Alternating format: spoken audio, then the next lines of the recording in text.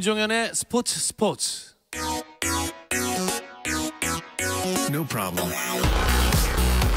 화요일 저녁에는 이 두 분이 함께하고 있죠. 정 PD와 김 기자, 정현호 KBS 스포츠 PD, 중앙일보 김재한 기자 나오셨습니다. 안녕하세요. 네, 안녕하세요. 자, 프로야구 한국 시리즈 6차전 진행 중인데 정현호 PD의 예상대로 끝이 날까요? 아주 순조롭게 흘러가고 있습니다.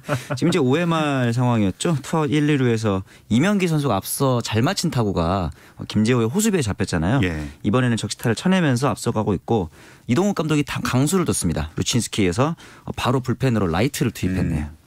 자, 그러면 일단은 두 분의 예상 대결에서 김재한 기자는 이길 가능성이 아예 사라졌네요. 그렇죠. 4승 1패를 제가 예측을 했었기 때문에 네, 이번 이 한국 시리즈 예측에서는 정현호 PD가 적중을 하거나 아니면 이제 4승 3패로 가거나 그렇죠. 네, 그럴 텐데 사실 그래도 저는 뭐 그전에 LA 다저스의 월드 시리즈 그렇죠. 우승을 마쳤고 네, 플레이오프 이제 승리팀을 그때 그렇죠. 4승 2패를 마쳤고 네. 또 어떻게 보면 제 전공은 아니지만 네, 저의 촉이 또 어느 정도 맞았다는 거에 대해서는 만족스럽게 이게 신기한 게 또 둘 다 틀린 적은 한 번도 없어요. 맞아요. 누군가는 항상 한 명이 맞추고 있다는 점도 신기합니다. 그러면 만약에 둘 중에 이번에도 한 분이 맞추려면 오늘 경기가 끝나야 되는 건데 그렇긴 한데 그렇지 않을 수도 있겠죠. 당연히. 네. 일단 지켜봐야겠습니다. 네.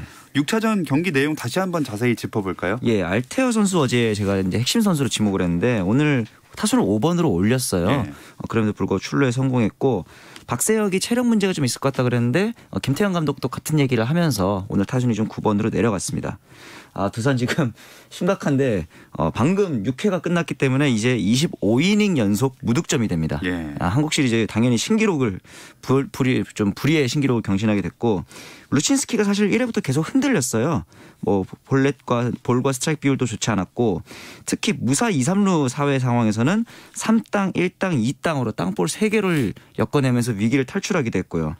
그 와중에 이제 김재호 선수가 좀 고군분투했습니다. 알테어 선수의 타구도 잘 막아냈고 앞서 말한 것처럼 그 이명기의 타구도 점핑 캐치로 잡아내면서 그나마 지금은 두산의 유일한 희망이 되고 있는 것 같아요. 네, 지금 두산이 25이닝 연속 무득점은요. 네. 지금 한국 시리즈를 넘어서서 포스트 시즌, 그러니까 지금 이 역대 최장 이 연속 무득점 1위 기록이 됐습니다. 네. 그러면서 참 불명예를 지금 안고서 지금 이제 6회 말 7회를 지금 맞게 됐는데 두산으로서는 지금 빨리 이 타선이 조금 터져서 점수를 내는 그런 어떤 전략이 지금 현재로서는 필요해 보이네요. 네, 아직 이닝도 남았고 점수도 1대 0이기 때문에 그렇죠.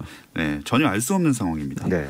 근데 오늘부터 고척돔에 관중 10%만 들어갈 수 있는 거죠? 네, 지금 24일 오늘 0시부터였죠. 이 사회적 거리두기 2단계로 격상이 됐죠. 네. 그러면서 오늘 경기서부터 이 고척 스카이돔의 입장 가능 인원이 10%로 조정이 됐습니다. 그렇게 되면서 최대 입장 인원이 1,670명이 됐고요. 이 기록은 2000년 현대와 두산의 한국 시리즈 2차전 4,565명에 3,000명 가까이 모자란 역대 최소 인원 한국 시리즈 입장 기록으로 남게 됐습니다. 하지만은 그래도 오늘 경기 모두 이제 매진이 됐다고 하고요. 이 기록은 또 한국 시리즈 30경기 연속 매진 기록이라고 하네요. 배구는 또 내일부터 아예 무관중으로 한다고요? 그렇죠. 오늘 열리는 대전 경기 같은 경우는 이제 수도권이 아니기 때문에 30%까지 입장이 되고 내일부터 열리는 경기부터는 여자부도 다 무관중으로 경기가 전환됩니다. 네.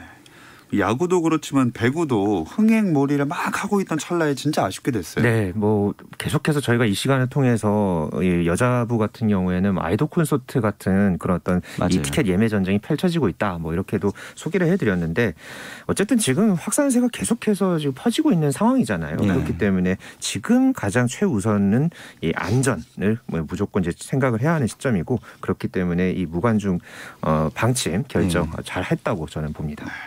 특히나 여자부가 흥행을 이끌고 있었는데 흥국생명이 독주를 하는데도 재밌어요. 개막 이후로 8연승이죠. 그런데도 이제 거의 시즌이 재밌는 이유는 IBK, GS, KGC 이렇게 세 팀이 2위 자리를 놓고 굉장히 다닥다닥 붙어 있습니다. 그렇죠. 네. 그러면서 이제 이 밑에서 쫓아오는 팀들의 전력이 좋다 보니까 흥국생명의 박미희 감독은 남들은 우리가 잘한다고 하지만 매 경기 힘들고 우려하는 상황이다. 살얼음판 같다. 뭐 이런 얘기를 하니까 순위가 재밌을 수밖에 없는 상황. 상황이죠. 그러니까 보통 독주를 하면은 한 팀만 우승하고 뭐 한 팀만 너무 앞서 나가니까 재미없다. 네. 이런 얘기들 많이 하잖아요. 그쵸. 그런데 이 흥국생명이 지금 8연승을 하긴 했지만은 이 또 상대 팀들이 또 세트를 따내고 풀세트로 풀세트까지 한 경우도 있었잖아요. 네. 그러다 보니까 과연 어떤 팀이 이 흥국생명의 발목을 잡을까? 네. 그런 경우에 또 이 흥국생명의 어떤 뭐 그런 반응이라든가 또 이런 게 어떨까? 이렇게 맞아요. 또 좀 뭐랄까요? 기대하는 그런 어떤 배구 팬들도 좀 있는 것 같아요. 그렇죠. 네. 근데 언젠가 한 번은 잡힐 텐데 맞아요. 그래서 맞아요. 기다리시는 분들도 많이 있을 것 같습니다. 네. 김연경 선수는 세레머니를 약간 조심하는 것 같아요. 그렇죠. 아무래도 본인도 인터뷰에서 조심스러운 게 사실이다. GS전 이후에는 조금 더 자제하려고 한다라면서 본인도 좀 세리머니가 과했다라는 걸 스스로 인정을 했어요. 그러면서 천하의 그 멘탈이 좋은 김연경 선수도 신경이 안 쓰인다면 거짓말이다. 힘들기도 했다. 이렇게 얘기를 하는 걸 보니까 분명히 여론을 좀 의식을 한 것 같더라고요. 참 이런 논란도 있긴 했지만 남자부 얘기를 또 해보자면 네. 한국전력이 대반전을 보여주면서 진짜 재밌어졌어요. 네, 지난주에 저희가 이 시간을 통해서 또 이 트레이드 한국전력과 뭐 현대캐피탈 이 네. 트레이드 소식을 전해드렸는데 당시에 이 한국전력이 다크호스로 뜰 거다. 제가 그렇게 설명을 한번 한 적이 있었거든요. 그런데 지금 다크호스를 넘어서서 지금 분위기로 광풍이죠, 보면 광풍. 광풍을 넘어서 네. 선두권으로 올라설 수 있는 그렇죠. 그런 어떤 분위기를 만들었는데 예. 개막 7연패였거든요. 그렇죠. 그런데 지금 그 우승 후보 대한항공 그리고 선두권의 이 KB손해보험 그리고 최근에 또 삼성화재한테 대역전승을 거두면서 지금 3연승 행진을 이어가면서 지금 승점 10점 네. 5위에 있기는 합니다만은 지금 계속해서 지금 좋은 어떤 분위기를 이어가고 있기 때문에 앞으로 얼마만큼 또 이 한국전력이 또 순위를 끌어올릴 수 있을지 아주 기대를 모으고 있습니다. 하지만 일단은 선두권은 유일하게 이 영어가 들어간 OK금융그룹과 KB손해보험 2강 체제예요. 그렇죠. 네. 이제 KB와 OK가 형성하고 있고 대한항공이 지금 중위권에 포진을 해 있고 우리카드, 한전, 삼성화재, 현대캐피탈까지가 나란히 또 다닥다닥 붙어 있기 때문에 네. 여기서 조금이라도 만약에 대한항공이 삐끗한다면은 하위권을 쳐질 수도 있고 반대로 이 하위권에 있는 팀들이 조금 더 상승세를 탄다면 한국전력처럼 중위권 나와서 상위권까지도 올라갈 수 있는 상황인 거죠. 그 성적표를 보니까 왜 대한항공이 우리카드 경기를 잡아야 하는지 오늘 딱 나오네요. 네, 사실 또 비에나가 무릎 부상 때문에 최근에 경기를 결장했던 적이 있었거든요. 그렇죠. 그래서 좀 어려웠던 그런 어떤 상황도 있었는데 그런 의미에서 뭐 말씀해주신 대로 이 우리카드와의 경기 아주 지금 대한항공 입장에서는 아주 중요한 그런 네. 어떤 경기를 치르고 있고 현재 4세트를 치르고 있는 상황에서 대한항공이 3세트를 땄네요. 그래서 네. 2대1로 우리카드에 앞서 있고 4세트에도 지금 현재 6대3으로 대한항공이 리드를 잡고 있는데 네. 정지석 선수가 22득점 그리고 비에나 선수가 21득점 아주 또 높은 이 공격 성공률을 기록을 했네요. 이 우리카드는 알렉스와 나경복 선수가 나란히 14득점을 기록을 했습니다. 그리고 여자부 KGC 인삼공사 대 GS 칼텍스 이 대결도 순위 경쟁 감안했을 때 중요한 경기입니다. 그렇죠. 이 IBK, GS, KGC 다닥다닥 붙어 있잖아요. KGC가 오늘 경기를 만약에 잡아낸다면 현재 4위인데 2위권 싸움은 정말로 안개 속으로 빠지게 됩니다. 마침 또 KGC가 1세트를 따냈어요. 디우프의 활약으로 따냈는데 오늘따라 이 강소희 선수가 GS에서 서브가 굉장히 좋더라고요. 네. 서브를 앞세워서 2, 3세트가 현재 GS가 잡아내면서 세트 스코어 2대1로 GS가 앞서 있습니다. 지금 이 강소희 선수가 이 서브 성공만 지금 5개를 했네요. 좀 대단합니다. 네. 네. 참 오늘따라 그리고 다닥다닥 이런 단어들이 많이 나오는 거 보니까 얼마나 치열한지 알 수가 있습니다. 네. 하지만 순위표를 보니까 이 프로배구 원래 명가로 불리던 남녀부 현대팀이 좀 순위가 예상치 못한 위치예요.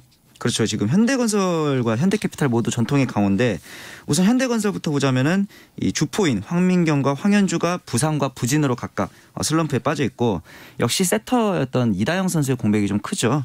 그 자리를 이제 세터를 바꿔보는 등의 좀 변수를 줘봤지만 오히려 리시브 불안에 빠지면서 지금 순위가 거의 최하위까지 처져 있습니다. 그리고 이제 현대캐피탈 같은 경우는 창단 첫 6연패랍니다. 아하. 반대로 얘기하면 그동안 얼마나 강팀이었는지를 알 수 있는 거죠. 네. 지금 현대캐피탈은 현대건설과 반대로 리시브 효율은 1위예요. 그런데 다우디 외에 공격을 좀 보조해 줄 만한 선수가 없다 보니까 공격력에서 많이 부재를 했는데 다행히 오늘 허수봉 선수가 전역을 했죠. 그 부분에서 이제 다우디의 공격 부담을 좀 덜어줄 수 있지 않을까 하는 기대가 됩니다. 이 현대캐피탈은 한꺼번에 너무 많은 변화를 준 게 아닌가 이런 생각도 들거든요. 그렇죠. 주장이었던 선수였죠. 이 신영석 선수를 이 한국전력에 내보냈다는 것, 그것도 시즌을 한창 이제 막 치르고 있는 그런 그렇죠. 시점에서 이 내보냈다는 것이 굉장히 좀 많은 의미가 담겨 있었거든요. 뭐 물론 그 의미에는 뭐 또 다른 또 비하인드들도 이제 해석하는 그런 어떤 분들도 있었는데 이 최태용 감독이 이런 말을 했습니다. 기존 선수로는 뭐 우승 또는 2, 3등은 가능했겠지만은 확실한 미래의 우승 멤버로 팀을 구축하고 싶었고 그게 지금 타임이라고 생각을 해서 리빌딩을 해야 한다 이렇게 강조를 했는데 이런 어떤 이 최태용 감독 또 이 구단의 어떤 이런 시즌 도중의 결정 이런 부분이 과연 아직은 지금 또 최하위까지 이제 처져 있는 현대캐피탈이 앞으로 어떤 행보로 이어가는 그런 어떤 결과로 이어질지 한번 재미있게 한번 또 지켜봐야겠네요. 이 여자분은 그 아까 현대건설 얘기 잠깐 네. 했지만 지난 시즌에 1위였잖아요. 그러니까 말이에요. 이번 시즌은 좀 많이 떨어졌어요. 역시 주전 세터 이다영의 공백을 김다인이나 이나연이 조금씩 메꿔주곤 있지만 부족하다 이렇게 볼 수 있고 앞서 말씀드렸던 이 팀 리시브 효율이 가장 극단적으로 문제점으로 드러나는 게 저번 흥국생명전이었죠. 리시브 효율이 무려 10%대까지 떨어졌습니다. 그러면서 리시브가 흔들리니까 범실을 무려 26개나 기록을 했고요. 그중에 황민경 선수가 발바닥 부상에 빠지면서 외국인 루소가 레프트로 이동을 합니다. 왜냐하면 이 황현주의 공격력을 살리기 위해서인데 여전히 그 루소의 수비 불안 때문에 현대건설 입장에서는 그다지 만족스러운 결과는 아니거든요. 이도희 감독이 일단은 다음 경기까지는 앞서 말한 루소 레프트, 황현주 라이트 체제를 가동하겠다고 밝혔으니 좀 결과를 봐야 될 것 같습니다. 네. 치열하게 전개되고 있는 배구 이야기 해봤고요. 이어서 스포츠 팬들이 주목하는 화제 뉴스들 짚어보겠습니다. 잠시 쉬었다 올게요.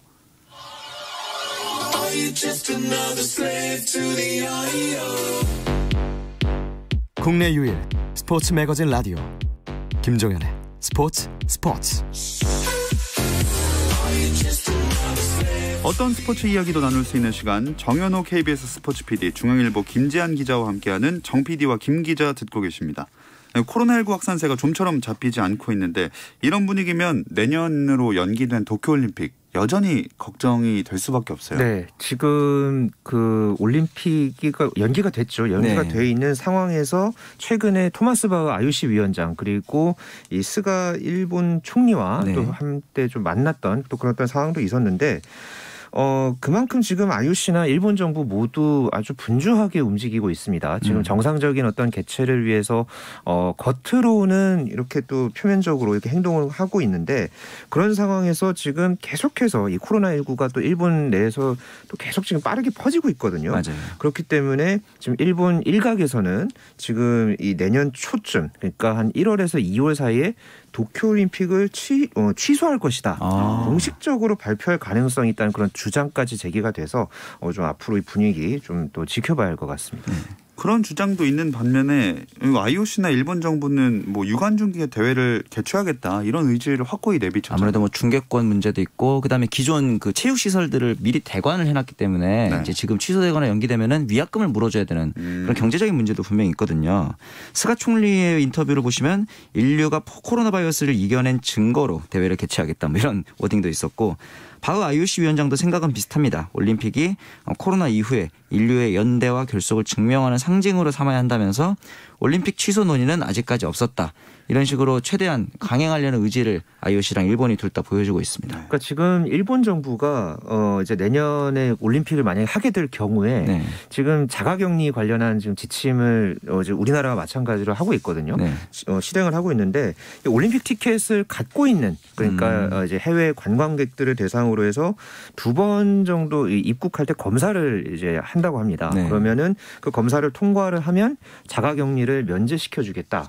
이런 또 어떤 방침까지 지금 검토하고 있다는 일본 언론 이 현지 어떤 보도가 있었는데 뭐 최근에도 이 도쿄돔 그리고 뭐 요코하마 그 야구장에서 뭐 그런 관중들을 대상으로 코로나19 관련 뭐 실험을 했다는 그런 소식 또 저희가 이 시간에 전해드리기도 했었는데 이런 어떤 일본 정부나 뭐 대회 조직위원회나 올림픽을 개최하고 싶은 그런 어떤 마음은 뭐 보이는 게 있겠지만은 좀 무리스러운 감이 있죠. 네, 많이 지금 현재 어떤 시국과는 전혀 맞지 않는 그런 어떤 이 행동들 때문에 많이 좀 불안한 건 사실입니다. 네. 여름에 개최를 하는 것도 하는 건데 그 전에 예선전도 일단 다 치러야 되잖아요. 그렇죠. 이 세계 선수권의 이제 포인트를 통해서 국가대표를 선발하는 종목들이 많잖아요. 이 세계 선수권은 당연히 해외에서 열리게 되기 때문에 자가 격리를 해야 되는 경우는 그런 변수가 생기는 경우에는 분명히 선수들에게는 경기력 외적인 어떤 영향이 생길 거거든요. 그래서 이런 부분들까지 감안하면 선수들 입장에서는 정상적으로 올림픽을 준비한다는 게 쉽지 않아 보이긴 합니다. 네, 특히나 유럽이나 북중미 같은 경우에는 지금 코로나19 상황이 굉장히 심각하잖아요. 그렇죠. 이 확산이라든가 여러 가지 그런 어떤 환경적인 부분들 때문에 이런 뭐 올림픽 예선전, 특히나 뭐 연습 경기 일정 이런 것들은 전혀 잡고 있지 못하는 그런 실정이라고 합니다. 그렇기 때문에 이게 계속해서 누적되고 쌓이게 된다면 글쎄요, 내년 초에 일정을 뭐 다시 논의를 하게 될 경우에 이제 이런 부분들까지 감안을 한다면 과연 정상적으로 이 올림픽을 치러낼 수 있을지 좀 의문이 드는 건 사실입니다. 자, 이런 상황에서 제일 마음고생 심한 건 역시 선수들일 거고 네. 그럼에도 참 올림픽 준비해야 된다는 게 안타까운데 네. 얼마 전까지만 해도 대표 선발전들이 종목별로 치러지는 분위기였죠. 그렇죠. 이제 육상이라든가 수영 같은 기초 종목 위주로 대표 선발전이 좀 시작이 됐습니다. 아무래도 실외 종목 그리고 개인 종목 같은 경우는 참가하는 선수들의 수도 좀 적고 하다 보니까 코로나 이제 집합 문제에서는 좀 그나마 자유로운 편이어서 개최가 좀 되고 있었죠. 네. 그런 와중에 수영에서 이 박태환 선수의 뒤를 이을 만한 유망주가 나왔어요. 네, 이제 한국 수영의 새로운 희망이 정말 나왔나 뭐 이런 어떤 이제 워딩이 참 많이 또 나왔던 지난 한 주였었는데요. 이제 주인공은 황선우 선수입니다. 네. 현재 이 고등학교 2학년에 재학 중이고 지난 18일에 열린 이 경영 국가대표 선발 대회가 있었거든요. 네. 여기서 남자 자유형 100m 결승에서 48초 25를 작성을 했는데 이 기록이 그전에 박태환 선수가 2014년에 갖고 있던 48초 42를 6년 9개월 만에 0.17초를 앞당겼습니다. 박태환의 한국 기록을 세운 선수, 그러니까 한국 기록을 깬 선수가 나온 게 이게 처음 있는 일이거든요. 그렇죠. 예, 굉장히 또 의미 있는 일이었고 자유형 200m에서도 박태환 선수가 이 10년 전 이 광저우 아시안 게임 때 갖고 있던 기록 1분 44초 80에 1초 12까지 그러니까 다가간 이 기록 1분 45초 92로 이제 1위를 기록을 했는데 이 기록은 이 주니어 세계 기록이라고 합니다. 아직 이게 지금 공인 절차를 밟고 있는 상황이기 때문에 정식 기록은 아닌데 현재 그 국제수영연맹의 비준을 받기 위해서 대한수영연맹이 지금 절차를 밟고 있거든요. 만약에 이게 비준을 받게 된다면은 한국 수영 사상 최초로 이 주니어 세계 기록을 보유한 선수가 이제 황선우 선수로 기록이 되고 이거는 박태환도 정말 못한 그런 어마어마한 그런 업적이라 할 수 있겠습니다. 이 정도면 당장 올림픽 출전해도 메달권 아닙니까? 당장 마침 이 도쿄올림픽 남자 100m 기준 기록인 48초 57을 통과를 했습니다. 그러니까 올림픽에 출전할 수 있는 상황이고 예. 그렇다면 이제 그 올림픽 메달리스트였던 박태환의 발자취를 이제 되짚어 보면 가능성이 보이겠죠. 박태환이 지금 이 황선우 선수 나이에 했던 고2 때 아시안 게임 3관왕을 했고 이듬해 세계 선수권에서 금메달을 땄더라고요. 네. 그래서 제 생각에는 이 황선우 선수가 내년에 올림픽에 나가서 결선에 진출한다면은 뭐 금메달까지는 솔직히 쉽지 않아 보이긴 하지만 박태환 선수도 첫 올림픽에서는 굉장히 쓴맛을 봤잖아요. 그렇죠. 실격이라는. 그러다 보니까 그 다음 올림픽 열린다면 그때는 황선우 선수의 메달도 한번 기대를 해볼 만한 그런 상황인 것 같습니다. 도대체 이 17살의 황선우 선수는 어떤 선수인가 한번 제대로 알아보죠. 네, 5살부터 수영을 시작했다고 하고요. 이 체육 중학교, 체육 고등학교를 이제 엘리트 코스를 이제 밟고 있으니까 네. 그만큼 이 수영의 유망주라고도 볼 수 있는데 이 선수가 그 2018년에 이제 본인이 갖고 있던 그 기록이 있거든요. 그 네. 기록하고 지금 현재 기록을 이렇게 돌이켜 보면은요. 이 사이에 6초 넘게 자기의 기록을 단축을 시켰어요. 이 2년 사이에 특히나 중고등학교 때 물론 이제 성장하는 그런 어떤 속도라는 부분도 있는데 이 사이에 6초 넘게 단축을 했다는 거는 이거는 수영계에서도 굉장히 참 보기 드문 그런 어떤 기록 이제 단축이라고 하고요. 예. 특히나 이 황선우 선수가 이 다른 선수들이랑 다르게 뭐 미국이나 이런 어떤 유럽권에 이 서양권에서 구사하는 이 비대칭 스트로크를 이렇게 구사를 한다고 합니다. 그래서 좀 근력이나 가속 이런 부분에서 국내의 어떤 다른 선수들보다 앞설 수 있다는 그런 어떤 평가를 받고 있고 현재 이 서울 최고의 이제 이병호 감독 같은 경우에도 이런 말을 했습니다. 현재 이 자유형 100m에서는 지금 워낙에 이 근력이라든가 뭐 지구력, 뭐 폐활량 이런 부분들에서 지금 계속해서 이 황선우가 좋은 모습을 보여주고 있기 때문에 한국 선수 최초로 사실 이 자유형 100m는 이 아시아 선수 중에서도 이 메달을 딴 선수가 그렇게 많지가 않았거든요. 맞아요. 그렇기 때문에 세계적인 수준까지 올라갈 수 있다. 이렇게 또 아주 장밋빛 전망을 내놓기도 했습니다. 그래도 주력은 아무래도 200m 쪽이 되지 않을까요? 그럴 수밖에 없죠. 말씀하신 대로 아시아 선수 중에서 세계 선수권에서 금메달을 딴 게 2015년 중국의 닝저타오밖에 없거든요. 네. 그런데 이제 황선우 인터뷰를 보니까 아시아 선수는 100m 안 된다는 인식을 좀 바꾸고 싶었다. 이런 말들을 들을 때마다 더 오기가 생긴다. 사실 운동선수한테 가장 중요한 게 승부욕이잖아요. 그렇죠. 그런 자질들도 좀 갖추고 있는 것 같더라고요. 그러니까 이번에 이제 기록을 세우면서 이 황선우 선수의 기록이 뭐 현재 그 이제 수영 세계 수영에서 1인자라고 할 수 있는 케일롭 드레슬 네네, 그리고 맞아요. 그 전에 또 수영 황제죠. 이 마이클 펠프스의 그 나이대 기록을 넘어섰다. 그쵸. 이런 또 분석 기사가 또 많이 나왔거든요. 참 이런 걸 보면 이 황선우 선수의 잠재력 이렇게 계속해서 성장하는 그런 모습이 더욱더 앞으로 좀 기대하게 만드는 그런 요소입니다. 도쿄도 도쿄지만 앞으로가 쭉 더 기대되는 선수 황선우 선수 만나봤습니다. 네. 그리고 올림픽 출전보다 한국 대표팀 되기가 더 힘든 종목들 뭐 여러 개 있지만 네. 여자 골프가 그중 하나예요. 그렇죠. 이 현재 이 세계 톱 10 중에서 5명이 지금 한국 여자 골퍼들이거든요. 확률이 절반이네요. 절반이죠. 네. 정말 말 그대로 세계 최강이라 할 수 있고 네. 이 코로나19 때문에 LPGA 투어가 뭐 한동안 못했다가 이제 재개됐던 시점에 고진영 선수라든가 뭐 김세영 선수나 네. 한동안 좀 못 나갔던 상황이 있었거든요. 그때 이제 막 미국의 골프 매체들이 한국 여자 선수들이 왜 LPGA에 안 올까 이런 어떤 분석 기사도 내놓을 만큼 네. 이 한국 여자 골퍼들의 일거수일투족이 참 이 미국 내에서도 참 화제를 모으고 있습니다. 자, 그리고 여자 골프 얘기를 갑자기 뭐 꺼낸 이유가 요즘 네. 분위기라면 김세영 선수 올림픽 무조건 가지 않겠습니까? 세계 랭킹 2위니까 가능성은 없죠. 네. 또 23일 날 LPGA 투어 펠리컨 위민스 챔피언십에서 또 최종 합계 14언더파로 우승을 했는데 이번 시즌 두 번째 우승이고 7개 대회를 나갔는데 탑 10 안에만 5번에 들고 있기 때문에 그렇죠. 네. 페이스가 굉장히 좋아 보입니다. 네. 메이저 대회 우승하고 나서 자신감이 더 높아진 것 같아요. 네, 지난달에 저희가 이 시간에 또 김세영 선수의 메이저 대회 우승 소식 전해드렸었죠. 네. 그리고 지금 한 달 지났는데 그 한 달 사이에 김세영 선수가 한국에 들어왔었습니다. 네, 들어와서 2주 자가격리를 거치고 그리고 개인 일정 소화하고 다시 미국 가서 곧장 나온 대회에서 우승을 했는데 그 자가격리를 하면서 뭐 운동도 제대로 못했다고 해요. 뭐 그렇겠죠. 층간소음 때문에 제대로 뭐 어떤 뭐 샷 연습이나 이런 거는 뭐 할 수도 없었고 그랬는데도 너무 잘했고 말 그대로 이 강한 이 멘털리티를 앞세워서 김세영 선수가 참 이 큰 성적을 냈는데 이런 어떤 이 김세영의 좋은 이런 어떤 퍼포먼스에 대해서 LPGA에서는 이렇게 또 표현했습니다. 이제 김세영은 더 이상 무명의 스타가 아니다. 이렇게 또 칭찬을 하면서 확실히 LPGA의 대세 선수다. 대세 골퍼다. 뭐 이렇게 좀 표현해 볼 수 있겠네요. 우리나라 4명 나갈 수 있는데 끝까지 경쟁이 치열할 것 같아요. 일단 1위인 고진영, 2위인 김세영은 좀 유력해 보이고요. 이제 4명이 남는데 박인비, 박성현, 김효주 이렇게 남습니다. 만약 한 명이 못 나가게 된다면 김효주 선수인데 세계 탑 10입니다. 네. 그런데 올림픽을 못 나가요. 좀 그 정도로 우리나라 여자 골프의 경쟁력이 치열하다고 볼 수 있겠죠. 참 좋다고 해야 되는 건지. 그러니까 말이에요. 그렇습니다. 남자 골프는 임성재 선수 나서게 되겠죠. 네, 마스터스 토너먼트 준우승을 했던 임성재 선수가 현재 우리나라에서는 독보적인 1위에 올라 있고요. 현재 세계 랭킹 18위에 올라 있죠. 네. 그 밑에 아마 한 명 정도가 더 출전을 할 수 있을 것 같습니다. 네. 현재 69위에 안병훈, 또 80위에 강성훈, 그리고 91위에 김시우 선수가 이제 치열하게 이 한 자리를 놓고 경쟁하는 그런 분위기고요. 네. 올림픽 그 예선 경쟁이 내년 6월 말까지입니다. 특히나 PGA 투어는 1월부터 거의 매주마다 대회가 있거든요. 그렇기 때문에 이 장기 레이스에서 과연 어떤 선수가 마지막에 웃을지 또 흥미롭게 지켜봐야겠습니다.